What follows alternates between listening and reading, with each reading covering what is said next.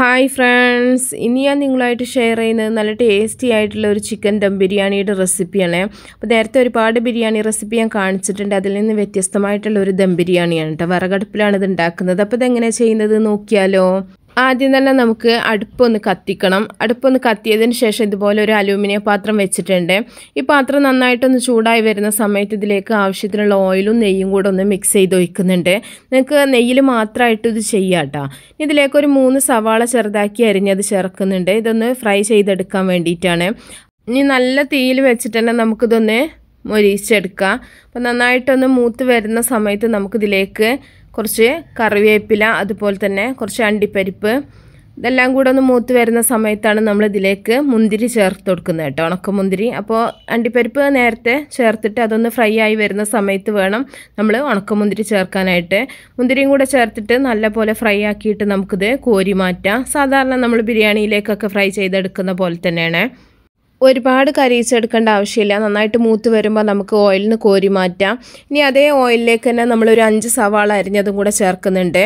അപ്പോൾ ഇനി ഇത് നമ്മൾ മസാലയിലേക്കുള്ള സവാളയാണ് കേട്ടോ. മൊത്തം നമ്മൾ 8 സവാളയാണ് എടുത്തിട്ടുള്ളത്. അപ്പോൾ ഇത് 2 കിലോ അരി 2 കിലോ ചിക്കൻ എന്നുള്ള ആ ഒരു അളവിലേക്കാണ് ഞാൻ ഈ പറയുന്നത് കേട്ടോ. അപ്പോൾ സവാള നന്നായിട്ടൊന്ന് വഴന്ന് വരുന്ന സമയത്ത് ആവശ്യത്തിനുള്ള പച്ചമുളക്, അതുപോലെ ഒരു 3 ടേബിൾ സ്പൂൺ ഇഞ്ചി വെളുത്തുള്ളി ചതച്ചതും കൂടെ ചേർക്കുന്നുണ്ട്. പച്ചമുളകൊക്കെ നിങ്ങളുടെ എരിവിനനുസരിച്ചിട്ട് വേണം ചേർക്കാനായിട്ട്. അതാണ് ഞാൻ അതിൻ്റെ അളവ് പറയാത്തത് കേട്ടോ. ഇനി ഇതിലേക്ക് ഒരു 5 തക്കാളി അരിഞ്ഞതും കൂടെ ചേർക്കുന്നുണ്ട്. അപ്പോൾ ഇഞ്ചി വെളുത്തുള്ളിയുടെ ആ പച്ചമുളക് മാറി വരുന്ന സമയത്ത് വേണം തക്കാളി അരിഞ്ഞ് ചേർക്കാനായിട്ട്. ഇനി ഇതൊന്ന് അടച്ചു വെച്ചിട്ട് നമുക്കൊന്ന് വേവിച്ചെടുക്കാം. അപ്പോൾ തക്കാളിയൊക്കെ നല്ല പോലെ തന്നെ വെന്ത് കിട്ടിയിട്ടുണ്ട്. ഇനി കുറച്ച് കറിവേപ്പില ചേർക്കുന്നുണ്ട്, അതുപോലെ ആവശ്യത്തിനുള്ള ഉപ്പ് ചേർക്കുന്നുണ്ട്. ഞാൻ കല്ലുപ്പാണ് ചേർക്കുന്നത് കേട്ടോ. അപ്പോൾ ഉപ്പൊക്കെ നിങ്ങളുടെ ഇഷ്ടത്തിന്, നിങ്ങളുടെ പാകത്തിന് വേണം ചേർക്കാനായിട്ട്. ഇനി 1 ടീസ്പൂൺ മഞ്ഞൾപ്പൊടിയും കൂടെ ചേർക്കുന്നുണ്ട്. ഇതിലേക്ക് നമ്മൾ മുളക് പൊടി, മല്ലിപ്പൊടി ഒന്നും ചേർക്കണില്ല. ഇതെല്ലാം കൂടെ ഒന്ന് മിക്സ് ചെയ്തതിന് ശേഷം നമ്മളൊരു കഴുകി വെച്ചിട്ടുള്ള ചിക്കൻ ഇതിലേക്ക് ചേർത്തിട്ടുണ്ട്. ഒരു 2 കിലോ ചിക്കനിൽ ആ ഒരു നമ്മുടെ അകത്തുള്ള ആ ഒരു ഭാഗങ്ങളൊക്കെ ഒഴിവാക്കിയിട്ടുണ്ട് കേട്ടോ. അപ്പോൾ അത്രയും ചിക്കനാണ് എടുത്തിട്ടുള്ളത്. ചിക്കൻ ചേർത്തിട്ട് നല്ലപോലെ ഇളക്കി ഒന്ന് മിക്സ് ചെയ്യുക. എന്നിട്ടൊന്ന് അടച്ച് വെച്ചിട്ടുണ്ട്. അടച്ച് വെച്ച് ഇടയ്ക്കൊന്ന് തുറന്നിട്ട് ഒന്ന് ഇളക്കി കൊടുക്കുക കേട്ടോ. ഒന്ന് ഇളക്കി മിക്സ് ചെയ്തതിന് ശേഷം നമുക്കിതിലേക്ക് ഒരു 1/4 കപ്പ് തൈര് ഒഴിച്ചു കൊടുക്കാം. തൈരും കൂടെ ഒഴിച്ചിട്ട് നമ്മൾ ഒന്നും കൂടെ ഇതൊന്ന് മിക്സ് ചെയ്തെടുക്കുന്നുണ്ട്. അപ്പോൾ ഞാനിതിലേക്ക് വിനാഗിരി, ചെറുനാരങ്ങ നീര് ഒന്നും ചേർത്തിട്ടില്ല കേട്ടോ. തൈരും തക്കാളിയും മാത്രമാണ് ചേർത്തിട്ടുള്ളത്. എന്നിട്ട് നല്ല പോലെ ഒന്ന് മിക്സ് ചെയ്തെടുക്കുന്നുണ്ട്. ഇനി വീണ്ടും നമ്മളിതൊന്ന് അടച്ച് വെച്ചിട്ട് കുറച്ച് സമയം കൂടെ ഒന്ന് വേവിച്ചെടുക്കുന്നുണ്ട്. വളരെ ചെറിയ തീയിലാണ് നമ്മളിത് വേവിച്ചെടുക്കുന്നത് കേട്ടോ. അപ്പോൾ നന്നായിട്ട് വെന്തതിന് ശേഷം നമ്മളിതിലേക്ക് ഗരം മസാലയാണ് ചേർത്ത് കൊടുക്കുന്നത്. നമ്മൾ സാധാരണ ബിരിയാണിയിലേക്ക് പൊടിക്കുന്ന അതേ മസാല തന്നെയാണ്. അപ്പോൾ ഇതിൻ്റെ റെസിപ്പി നേരത്തെ ഞാൻ കാണിച്ചിട്ടുണ്ട്. കാണാത്തവരുണ്ടെങ്കിൽ കണ്ടു നോക്കുക. ഒരു 2.5 ടേബിൾ സ്പൂൺ ഗരം മസാല, അതുപോലെ ഒരു കൈപ്പിടി മല്ലിയില പുതിനയിലയും കൂടെ ചേർക്കുന്നുണ്ട്. ഇനി ഇതിലേക്ക് നമ്മൾ നേരത്തെ ഫ്രൈ ചെയ്ത് വെച്ചിട്ടുള്ള സവാള, അണ്ടിപ്പരിപ്പ് ആ ഒരു മിക്സ് ഉണ്ടല്ലോ, അതിൽ നിന്ന് കുറച്ചെടുത്തിട്ട് അതും കൂടെ ചേർത്തിട്ടുണ്ട്. എന്നിട്ട് നല്ല പോലെ ഒന്ന് ഇളക്കി മിക്സ് ചെയ്യാം.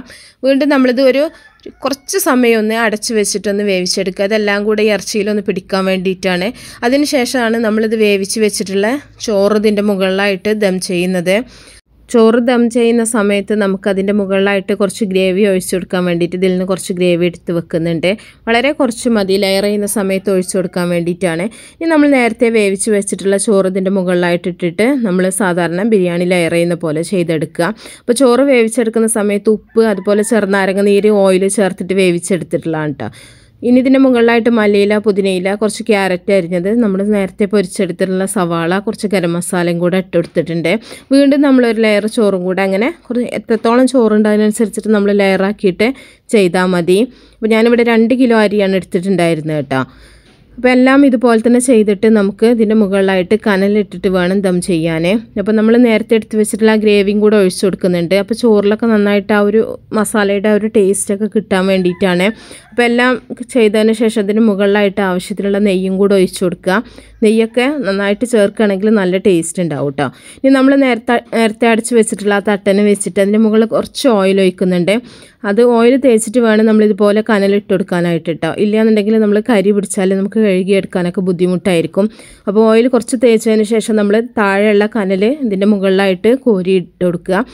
അടിയിൽ ഒരുപാട് തീ വെക്കരുത്. ചിക്കൻ വെന്തതാണ്, ഇനി വെന്ത് ഉടയും. അതുകൊണ്ട് തന്നെ മുകളിലേക്ക് കനലൊക്കെ കോരി മാറ്റിയിട്ട് നമ്മളിത് എന്തെങ്കിലും ഒരു വെയിറ്റ് വെച്ച് കൊടുത്താൽ മതി. ഇനി നമുക്ക് ഏത് സമയത്താണ് ആവശ്യമുള്ള ആ സമയത്ത് നമുക്ക് തുറന്നിട്ട് വിളമ്പി എടുത്താൽ മതി. അപ്പോൾ നമ്മൾ ഗ്യാസിലൊക്കെ വെക്കുന്ന സമയത്ത് ആ ഒരു ടൈം ഒക്കെ നോക്കിയിട്ടാണ് നമ്മൾ സിമ്മിലൊക്കെ ഇട്ടിട്ട് വെക്കാറുള്ളത്. ഇത് അതിൻ്റെ ഒന്നും ആവശ്യമില്ല.